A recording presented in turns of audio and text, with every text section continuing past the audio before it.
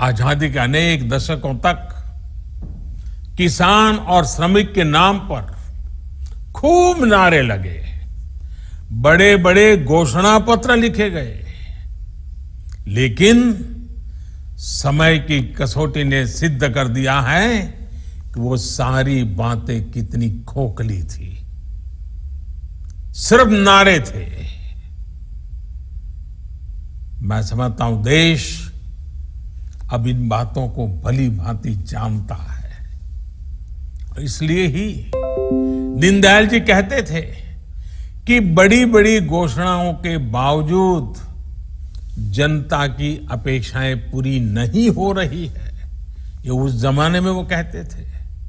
और पंडित जी ने कहा था, अव्यवस्था और अनाचार, अभाव और असमानताएं, असुरक्षा और असामाजिकता उस समय का उनका वर्णन था, बढ़ती जा रही है। उनकी कही ये बातें बाद के दशकों में और प्रबल होती गई। दीनदयाल जी तो हमें छोड़ के बहुत पहले चले गए थे।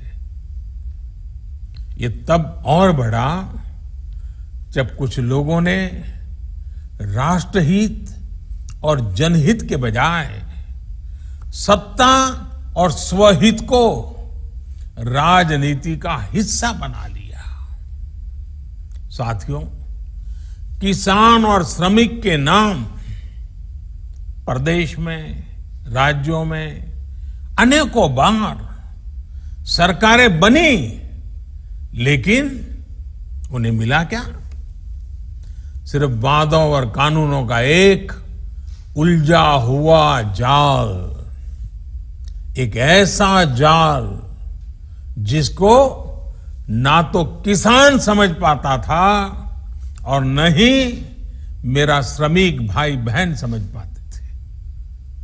किसानों को ऐसे कानूनों में उलझा कर रखा गया जिसके कारण वो अपनी ही उपज को अपने मन मुताबिक बेच भी नहीं सकता था। नतीजा ये हुआ कि उपज बढ़ने के बावजूद किसान ने पसीना बहाने में कोई कमी नहीं रखी। बूंद बूंद पानी का, तिल तिल जमीन के हिस्से का उपयोग करते हुए देशवासियों का पेट भरने के लिए, सरकार के खजाने भरने के लिए हमारे किसान ने कोई कमी नहीं रखी।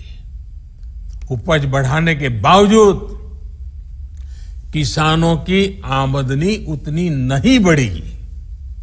हां, उन पर दिनों दिन कर्ज बढ़ता गया। कर्ज जरूर बढ़ गया। साथियों, भाजपा के नेतृत्व में एनडीए सरकार ने निरंतर इस स्थिति को बदलने का प्रयास किया है, प्रामाणिक प्रयास किया है, सोच समझ करके प्रयास किया है। कोई निजी स्वार्थ के लिए नहीं, कोई राजनीतिक स्वार्थ के लिए नहीं, सिर्फ और सिर्फ किसान के कल्याण को ध्यान में रखते हुए। पहले लागत का 1.5 गुना एमएसपी तय किया, उसमें रिकॉर्ड बढ़ोतरी की और रिकॉर्ड सरकारी खरीद भी एनडीए सरकार ने ही की है, इतिहास बना दिया है। बीते सालों में ये निरंतर प्रयास किया गया है कि किसान को बैंकों से सीधे जोड़ा जाए। पीएम किसान सम्मान निधि के तहत देश के 10 करोड़ से ज्यादा किसानों के बैंक खातों में कुल 1 लाख करोड़ रुपए से ज्यादा ट्रांसफर किए जा चुके हैं। सरकार ने इस बात का भी प्रयास किया है कि ज्यादा से ज्यादा किसानों के पास क्रेडिट कार्ड हो, किसान क्रेडिट कार्ड, उन्हें खेती के लिए आसानी से कर्ज उपलब्ध हो। पहले सिर्फ उसी किसान को केसीसी का लाभ मिलता था जिसके पास 2 हेक्टेयर जमीन हो, हमारी सरकार इसके दायरे में देश के हर किसान को ले आई। थोड़ी सी भी जमीन होगी, किसान है, इसका हकदार है। अब किसान क्रेडिट कार्ड का लाभ पशुपालकों को और मछली पालन से जुड़े लोगों को भी दिया जा रहा है। साथियों, पिछले सरकार के 5 साल में किसान क्रेडिट कार्ड द्वारा किसानों को करीब 20 लाख करोड़ रुपए का ऋण दिया गया था। मैं यूपीए सरकार की बात करता हूं। भाजपा सरकार के 5 वर्ष में किसानों को लगभग 35 लाख करोड़ रुपए केसीसी के माध्यम से दिए गए हैं। सरकार देशव्यापी अभियान चलाकर ज्यादा से ज्यादा किसानों को केसीसी से जोड़ रही है, ताकि उन्हें किसी और के पास ऊंचा ब्याज देकर के, जमीनें गिरवी रख करके, पहले से ही अनाज बेचने का एक प्रकार से सौदा करके कर्ज लेने की मजबूरी से बाहर निकालने के लिए हमने एक अहम काम पूरी ताकत से शुरू किया है।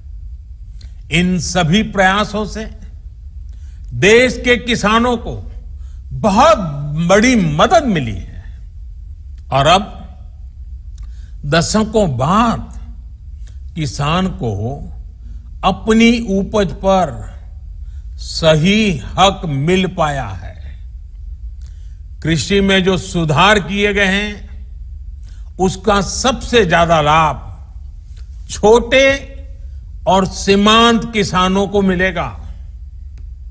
देश में 100 में से 85 आउट ऑफ 100 इतनी बड़ी मात्रा में जो किसान हैं वो इस श्रेणी में आते हैं।